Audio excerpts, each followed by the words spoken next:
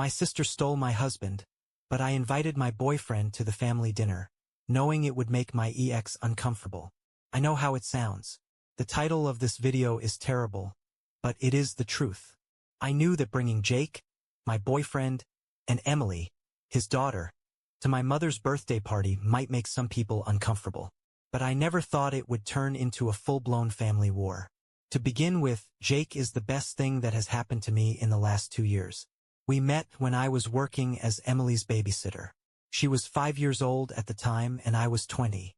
Jake had lost his wife and was raising his daughter alone. I lived just 2 streets away from his house, so taking care of her was the most practical thing to do.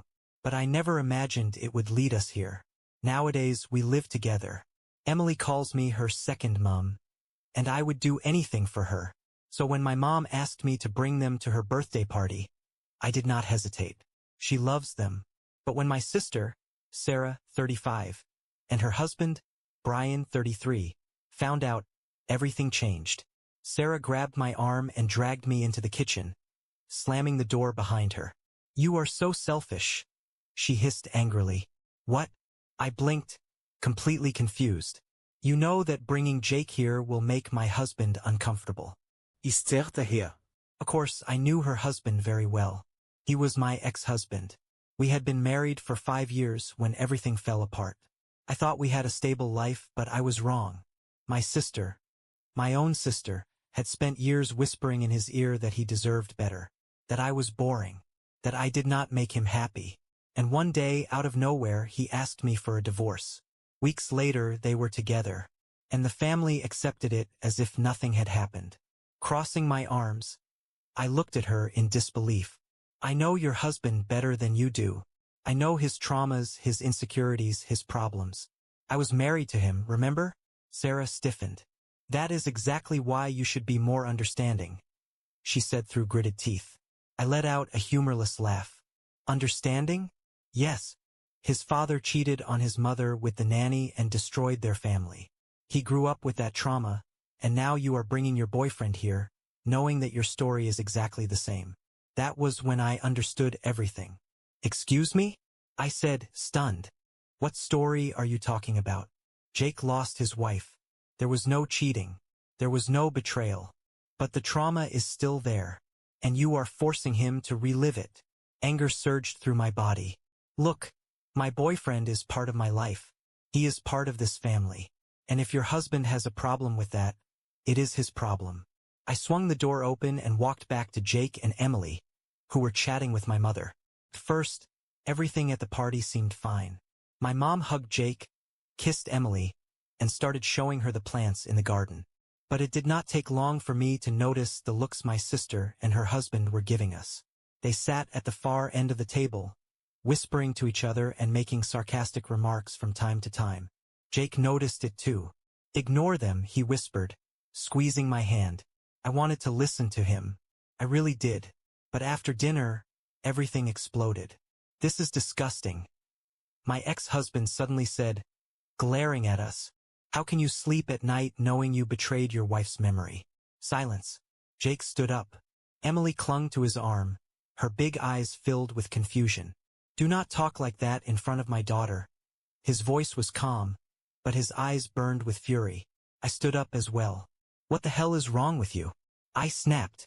"Jake has done nothing to you. I have done nothing to you." My sister jumped in. "And yet you brought them here knowing how my husband feels?" I felt rage explode in my chest. "Them? What are you even saying? Jake and Emily are my family. Or have you already forgotten that you destroyed my marriage?" My sister went pale. My ex-husband stiffened. My mother tried to defuse the situation, but it was too late. Jake looked at me and spoke in a low voice. "Take Emily to the car. Let me handle this." His tone was too calm, too dangerous. I grabbed Emily and walked out of the house. But the real fight was just beginning. The air outside was freezing, or maybe it just felt that way because my skin was burning with rage. I took Emily's hand and walked quickly to the car, trying to ignore the trembling in my fingers. My sister and my ex-husband were the worst possible combination, and I had been naive enough to think they could behave. Emily climbed into the back seat and looked at me with those big, questioning eyes. Why was Uncle saying those things? She asked, her little voice trembling. I swallowed hard. I did not want her to feel even a hint of guilt because she had nothing to do with this. She was just a child caught in the hatred of petty adults. Do not listen to them, sweetheart, I said, forcing a smile. Sometimes people say mean things when they are upset, but that does not mean they are right. She did not look convinced, but she nodded and lowered her gaze to her wrist, where she wore a beaded bracelet we had made together. In the distance, the front door slammed shut. My sister and my ex-husband had just lost control, and Jake was still inside, caught in the middle of it all. I bit my lip. Jake was not the type to start a fight, but he was not the kind to let himself be walked over either. And my ex-husband had always been a coward disguised as a man of principles. The minutes dragged by slowly, and finally, I saw Jake walk out the door. His expression was unreadable, but his posture said it all. Tense shoulders, firm steps, a cold fury that did not show on his face but lingered in the air. He opened the car door and got in without a word. "Everything okay?" I asked, even though I already knew the answer. "Let's go," was all he said. I started the car and drove away. The silence was heavy as I drove. Emily fell asleep before we even left the neighborhood, and when I glanced at Jake, I saw him staring blankly at the road. "What happened?" He sighed but did not look at me. "Your sister outdid herself this time. It was not just about me. It was about you." My chest tightened. I knew my sister despised me, but hearing those words from Jake made it hurt even more. "What did she say?" Jake ran a hand down his face and rested his elbow on the window. "She said it is unfair that you always land on your feet. That no matter what happens, you always find a way to move forward while she has to fight for everything." I let out a bitter laugh. Of course, the eternal victim. She went after Emily. The anger in Jake's voice sent a chill down my spine. "What?" Jake clenched his jaw. "She said you are raising another woman's daughter as if she were your own. That no matter how much you love her, you will never be her mother." For a moment, I could not breathe. I knew my sister could be cruel, but I never imagined she would go that far. Emily was not just another woman's daughter. She was my daughter too. Not by blood but by love. I stayed silent. There was no reasoning with someone who was obsessed with making me miserable. But what Jake said next made me shudder. "Do you know why your ex-husband was really so uncomfortable?" I looked at him intently. "Because he knows he made a mistake." A shiver ran down my spine. "What?" Jake turned his head and looked at me for the first time during the entire drive. "Because he is afraid of me. Because when he saw you with me, he saw everything he lost." My fingers tightened around the steering wheel. No, my ex-husband was never the type to regret anything. He took what he wanted and moved on. But what if this time was different? "I know because he told me." Jake continued. He looked me in the eye and admitted it. He said he finally understands what he had with you. Suddenly, the car felt too small. "Well, that is too bad," I said in a tense voice, "because he will never have the chance to get it back." Jake barely smiled, but there was something deeper in his eyes. He knew this battle was far from over, and he was right. The phone almost slipped out of my hands. "Jake, Rich." The sound of my aunt's voice became a distant echo. My heart was pounding so hard I could barely hear what she was saying. How did I not see it before? Every conversation, every moment together. Jake never mentioned money, not even once. Memories began to fall into place. His complete ease with expenses, his relaxed attitude toward any payment, the way he never hesitated to take me out to dinner or buy things for Emily. It was not just generosity. It was the behavior of someone who did not have to worry about money at all. And he had hidden it from me. The heat of anger surged through my chest like a flame. I trusted him. I loved him. And he had lied to me. But that was not the worst part. The worst part was that my sister had known before I did. She knew.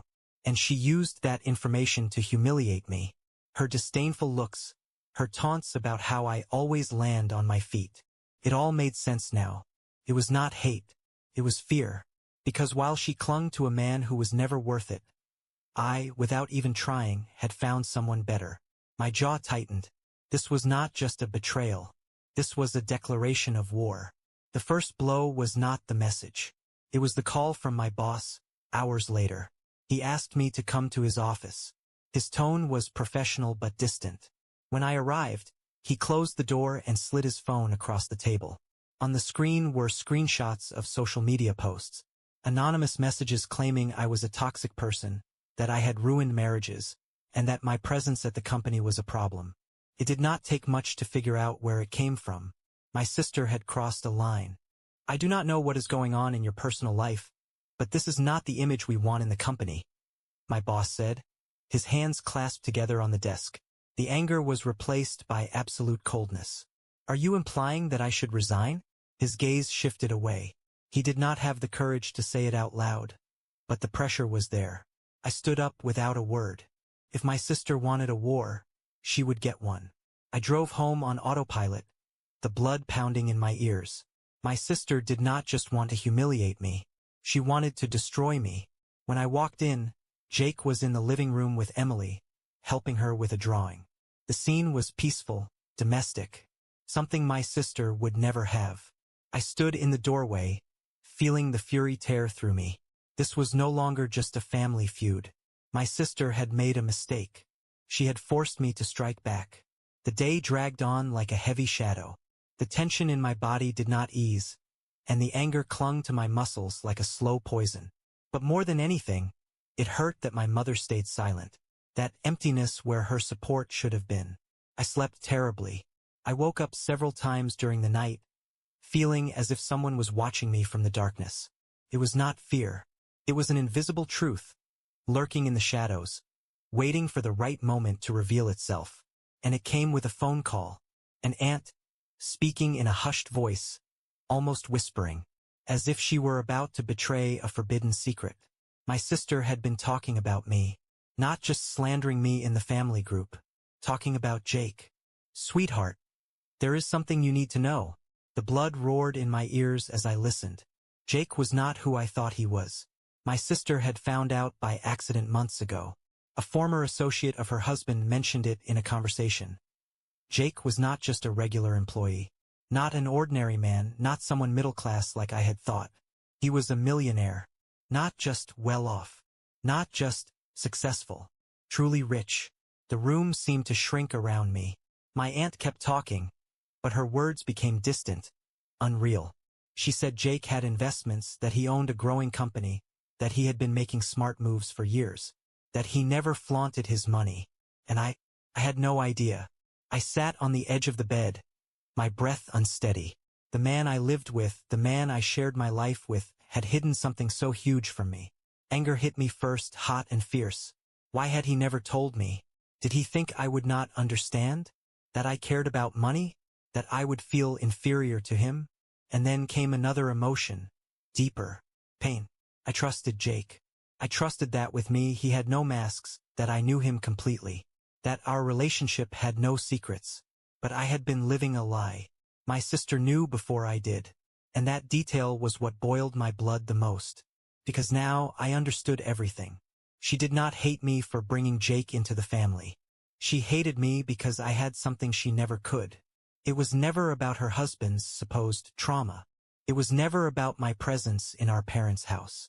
It was jealousy. I had found love, the kind she destroyed. And now she saw me building something better, something stronger, something she could never take away from me, no matter how much she manipulated. I sat there, the phone still in my hand, feeling my world shift. Jake had lied to me. My sister had declared war on me. And for the first time in my life I was ready to strike back. The fire of betrayal and anger burned inside me.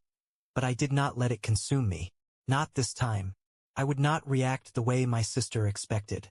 She wanted me to explode, to feel humiliated, to run to Jake with accusations and questions. But I would not play her game. I spent the day in silence, observing. I looked at Jake with new eyes, searching for any trace of his secret in his every movement. The man I slept next to, the man I shared my life with, was not who I thought he was. But when I saw him with Emily, when he took my hand without even realizing it, when he looked at me with that tenderness so uniquely his, he was still the Jake I loved. That did not mean I was going to let it go. My parents' house was completely silent when I walked in. My sister was sitting on the couch, a glass of wine in her hand, the same arrogant smile as always on her lips. The smile of someone who believed they had won. But this time, no. I stepped forward and dropped my phone onto the table in front of her with a sharp thud. Say it out loud. Her eyebrow arched. What? I picked up my phone and called my aunt. I put it on speaker. Aunt, repeat what you told me this morning. A tense silence filled the room. My parents were there. My brother, too. Everyone was listening. My sister shifted in her seat.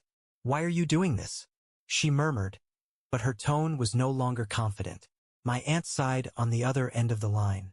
Your sister has known that Jake is a millionaire for months. The bomb went off. My mother gasped. My father frowned. My brother looked at me in disbelief. And my sister froze. I smiled. Now she was done for. So what was all this drama about, sister? I asked calmly, crossing my arms. All that talk about your husband's trauma. All that outrage. Her lips trembled. I did not. You were jealous. All eyes were on her. You could not stand that I had something better. That after everything you did, after stealing my husband, after destroying my marriage, I found someone better than you could ever have. She shot up from her seat. You always get everything. Her voice shook. For the first time, it was not arrogant. It was desperate.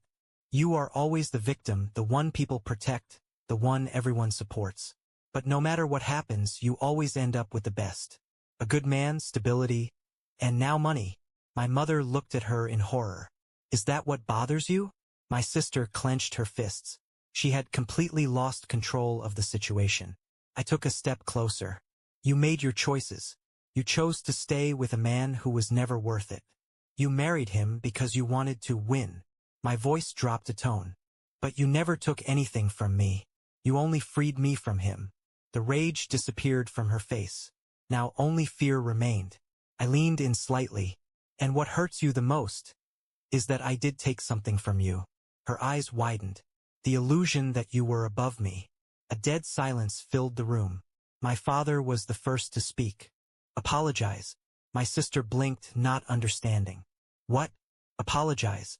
Now. I turned and walked toward the door, giving her one last smile. Thank you for telling me the truth, sister. But next time, be smarter. And I left, leaving her world in ruins.